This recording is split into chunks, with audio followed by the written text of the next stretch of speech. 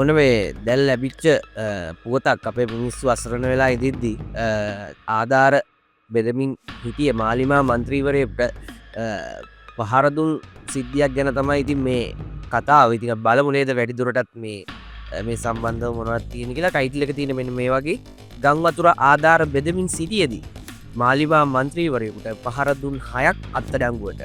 එන්න එහෙමයි කියන්නේ. වැඩිදුරටත් අපි බලමු විස්තරය මොනවද තියෙන කියලා.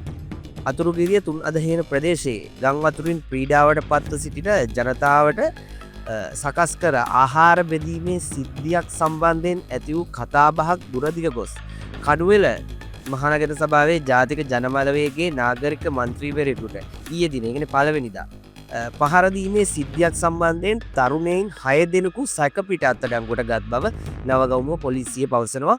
පහර කෑමට ලක් වූ නාගරික මන්ත්‍රීවරයා හෝමාගම මූලික රෝහලට ඇතුළත්ව ප්‍රතිකාර ලබන බවද පොලිසිය පැවසනවා.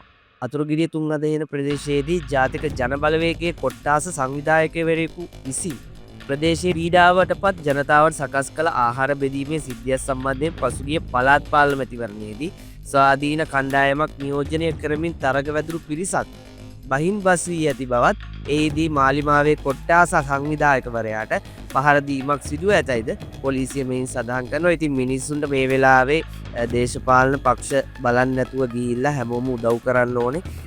හැමෝම ඒකරාශී වෙලා මිනිස්සුන්ගේ මේ දුක පොඩ්ඩක් සමතකයට පත් කරගන්නකම් එකතු වෙලා වැඩි කරන් යන්න ඕනේ. ඉතින් මේගොල්ලෝ මේ දේශපාලන පක්ෂ බෙදාගන්න බැරුව නැද්ද මේ දේවල් කරගන්නවා. ඉතින් ඔයගොල්ලෝගේ අදහසත් මේ සම්බන්ධයෙන් පල්ලෙන් කමෙන්ට් කරන්න අමතක කරන්න එපා. මේ වගේ ස්පෙෂල් නිවුස් විතරක් දැනගන්න LK+ YouTube channel එක අනිවාර්යෙන් subscribe කරන්න. ඒ වගේම bell icon එකත් click කරන්න අමතක කරන්න එපා. හැමදෙම දැක ගන්න මායිමේ එහාලවක හොඳ දේවල් අරගන්න සිරුවෙන් මෙහෙට එන්න